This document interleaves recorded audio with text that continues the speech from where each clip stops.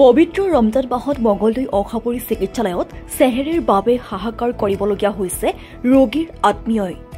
কেতিয়াবা চেহেৰীৰ সময়ত একো নোখোৱাকৈ ৰোজা ৰাখিবলগীয়া হৈছে বহু লোকে। তেনে ক্ষেত্ৰত সদৌ অসম কৌমি মাদ্ৰাছা ছাত্ৰ সন্থা আৰু দৰং জিলা আমছুৱে গ্ৰহণ কৰিছে গুৰুত্বপূৰ্ণ সিদ্ধান্ত। আজিৰে পৰা মংগলদৈ অসামৰিক চিকিৎসালয়ত যোগান ধৰিব ইফতাৰ আৰু চেহেৰীৰ। মংগলদৈ চিভিল হস্পিটেলৰ সন্মুখত নিয়মীয়াকৈ এই খাদ্যৰ যোগান ধৰিব সংগঠন দুটাই।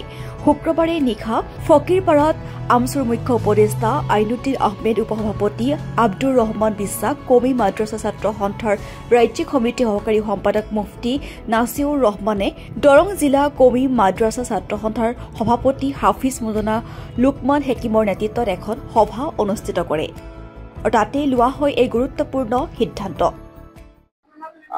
কৌমি মাদ্ৰাছা দৰং জিলা সমিতি আৰু দৰং জিলা আমছুৰ উদ্যোগত আমি মংগলদৈ অসামৰিক চিকিৎসালয়ত যিসমূহ চিকিৎসাধীন অৱস্থাত আছে পৰিয়াল আৰু ব্যক্তিসকল, যিসকল ৰোজাদাৰ আছে, তেওঁলোকৰ চেহেৰীৰ ব্যৱস্থা আমি কৰিম আৰু এই ফকীৰপাৰা চকত আমি ইয়াতে আপোনাৰ ইফতাৰৰ ব্যৱস্থা কৰিম ৰাজহুৱাকৈ। আমি আজি আনুষ্ঠানিকভাৱে 15 দিন আজিৰ পৰা আৰম্ভ কৰিছোঁ আৰু এই অনুষ্ঠানত আমাৰ বিভিন্ন ব্যক্তিসকলে, গতিকে আমাৰ সংগঠনৰ ফালৰ দুটা সংগঠনৰ যিসকল ব্যক্তি আছে, আমি তেওঁলোকে ইয়াতে অনুদান আগবঢ়াইছোঁ আৰু আমি তেওঁলোকৰ জৰিয়তে এই অনুষ্ঠানটো কৰিম। গতিকে যিসকল মানে আমাৰ অসমবাসী ৰাইজ আছে, আমি সকলোকে আহ্বান জনাইছোঁ, যিসকল দুখীয়া দৰিদ্ৰ মানুহ, যিসকল হস্পিটেলত আছে বা বিভিন্ন চিকিৎসা ক্ষেত্ৰত আছে বা তেনেকুৱা ৰাজহুৱা যিবিলাক জেগা আছে য'ত কোনোপধ্যে চেহেৰী খোৱা সম্ভৱ নহয়, যদি কোনো আনুষ্ঠানিক কোনো সংগঠনে এৰেঞ্জমেণ্ট নকৰে, তেনেকুৱা অঞ্চলবিলাকত বা তেনেকুৱা এৰিয়াবিলাকত যাতে ইছলাম ধৰ্মী ভাইসকলে তেওঁলোকে চেহেৰীৰ ব্যৱস্থা কৰে। আৰু আমি সেইকাৰণে আজি আপোনালোকৰ জৰিয়তে এইটো অসমবাসীলৈ, ৰাজ্যবাসীলৈ এটা মেছেজ হিচাপে আজি আপোনালোকৰ জৰিয়তে প্ৰেৰণ কৰিব বিচাৰিছোঁ।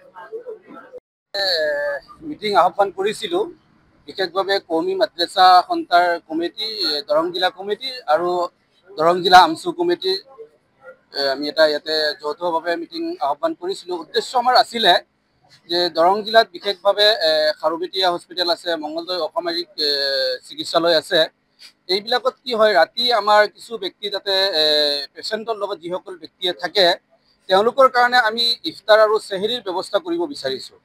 যিহেতুকে সেইসকল মানুহে ইফতাৰীৰ সময়ত বহু কষ্ট কৰিব লাগে, কোনোবাই টাউনৰ ফালে দৌৰি যাব লাগে, দোকান বিচাৰি থাকিব লগা হয় আৰু বিশেষভাৱে চেহেৰীত তেওঁলোকৰ বহুত অসুবিধা হয়, যিহেতুকে তেতিয়া এই সময়টোত তেওঁলোকে খাবলৈ একো নাপায়, যাৰ কাৰণে তেওঁলোকে নেক্সট ডে ৰোজা ৰাখিবলৈ বহুত অসুবিধা হোৱাৰ কাৰণে আমি যৌথভাৱে আলোচনা কৰিছোঁ যে আমি আমছুৱে আৰু কৌমি মাদ্ৰাছা ছাত্ৰ সন্থাই একেলগে যৌথভাৱে মিলি তেওঁলোকৰ কাৰণে বিশেষভাৱে মংগলদৈ চিভিল হস্পিটেলত আমি তেওঁলোকৰ চেহেৰীৰ ব্যৱস্থা আৰু ইফতাৰীৰ ব্যৱস্থা কৰিম বুলি আশা কৰিছোঁ।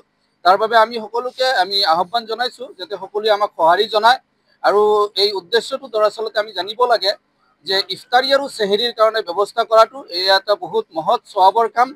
সকলোৱে যাতে ইয়াত অংশী হয় তাৰ কাৰণে মই সকলোকে আহ্বান জনাইছোঁ আৰু বিশেষভাৱে আমাৰ যিসকল কৰ্মকৰ্তাই ইয়াৰ কাৰণে আগ ধৰিছে আৰু তেওঁলোকে সঁচাকৈ তেওঁলোকক শলাগ ল'বলৈ যে তেওঁলোকে বহুত কষ্ট কৰি আজি অফিচখনো উদ্বোধন কৰিছে আৰু লগতে ইয়াতে আমাৰ যিখিনি আলোচনা বিলোচনা হ'ব লগা আছিল হৈছে আৰু কিছু ব্যক্তিয়ে ইতিমধ্যে আমাক সঁহাৰি জনাম বুলি কৈছে।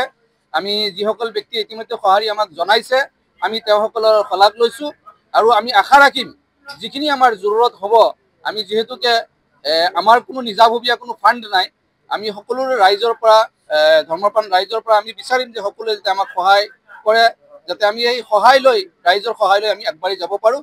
আৰু যিসকল ব্যক্তিক আমি চেহেৰী বা ইফতাৰী দিব খুজিছোঁ, নিশ্চয়কৈ যিসকল ব্যক্তিয়ে তাতে খাব বা থাকিব, সঁচাকৈ তেওঁলোকে আচলতে এইটো সময়ত তেওঁলোকৰ খুব অসুবিধা হয় কোনো বিচাৰি নোপোৱাত। গতিকে আমি সকলোকে আহ্বান জনাইছোঁ যে আপোনালোকে সকলোৱে ইয়াৰ কাৰণে সহায় আগবঢ়াব ইনশাআল্লাহ। আমি এইটো মংগলদৈত কৰিম, মংগলদৈ চিভিল হস্পিটেলৰ সন্মুখতে আমি তাতে বনোৱাৰ আলোচনা কৰিছোঁ। বনোৱাটো আমাৰ ইয়াতে অফিচতে হ'ব। আমি আগতে একবাৰ আলোচনা কৰিছিলোঁ মংগলদৈত বনাম বুলি, কিন্তু আজি আকৌ সিদ্ধান্ত হৈছে আমি ইয়াতে আমাৰ অফিচে ইয়াতে কাৰ্যালয়ত বনোৱা হ'ব। ইয়াৰ পৰা বনাই আমি লৈ যাম আৰু তেওঁলোকক ইফতাৰ আৰু চেহেৰীৰ ব্যৱস্থা মংগলদৈ চিভিল হস্পিটেলত কৰা হ'ব ইনশাআল্লাহ। হস্পিটেলৰ সন্মুখতে কৰা হ'ব। ইতিমধ্যে হস্পিটেলৰ কিছু কৰ্মকৰ্তাসকলৰ লগত জিম্মেদাৰৰ লগত তেওঁলোকৰ ইতিমধ্যে আমাৰ কথা হৈছে, তেওঁলোকে খুব ভাল পাইছে। তেওঁলোকে কৈছে আপোনালোকে যদি এই ধৰণৰ ব্যৱস্থা কৰে ইনশাআল্লাহ খুব ভাল হ'ব। আমি আপোনালোকক সাথ দিম, ভাল পাম ইনশাআল্লাহ। যেহেতু সিদ্ধান্ত লৈছে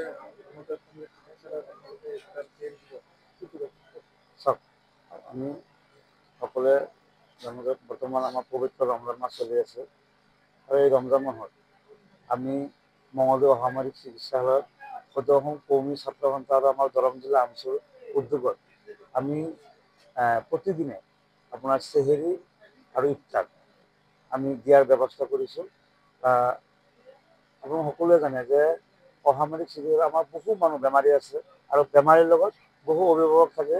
তেওঁলোকে কিন্তু আপোনাৰ চেহেৰি বা ইফতাৰৰ কিন্তু বহুত মানে ইফতাৰ কিবাকৈ পাৰ হয়, কিন্তু চেহেৰি সময়ত বহুত প্ৰব্লেম হয়। গতিকে আমি এটা সদৌ অসম কৌমী ছাত্ৰ সন্থা আৰু আমি দৰং জিলা আমচুৰ নেতৃবৃন্দই এটা আলোচনা কৰিছোঁ যে এই পবিত্ৰ ৰমজান মাহত আমাৰ তৰফৰ পৰা আমি যদি অলপ সহায় কৰিব পাৰোঁ আমাৰো ভাল লাগিব আৰু তেওঁলোকেও উপকৃত হ'ব। গতিকে সেই মৰ্মে আমি আজি এখন আলোচনাত আমি মিলিত হৈছিলোঁ সদৌ অসম কৌমী ছাত্ৰ সন্থা আৰু দৰং জিলা আমচু। আৰু আজি সিদ্ধান্ত হ'ল অহাকালিৰ পৰা আমি প্ৰতিদিনে আমাৰ যিকেইদিন আৰু ৰমজান দিন আছে সেইকেইদিন আমি চেহেৰি আৰু ইফতাৰৰ যোগান দিলোঁ।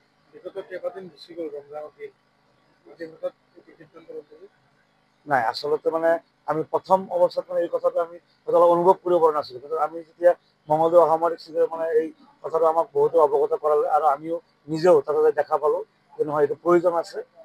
তাৰ বাবে আমি লগালগ যোৱাকালি আমি এইটো যেতিয়া গম পাইছোঁ যেনেকুৱা ধৰণৰ প্ৰব্লেম হৈ আছে চেহেৰি বা ইফতাৰৰ কাৰণে, আমি যোৱাকালি ৰাতিয়ে এইটো এটা আলোচনা হৈছে আৰু আজি আমি ফাইনেল সিদ্ধান্ত লৈছোঁ যে অহাকালিৰ পৰা আমি চেহেৰি আৰু ইফতাৰ দিম। আসসালামু আলাইকুম।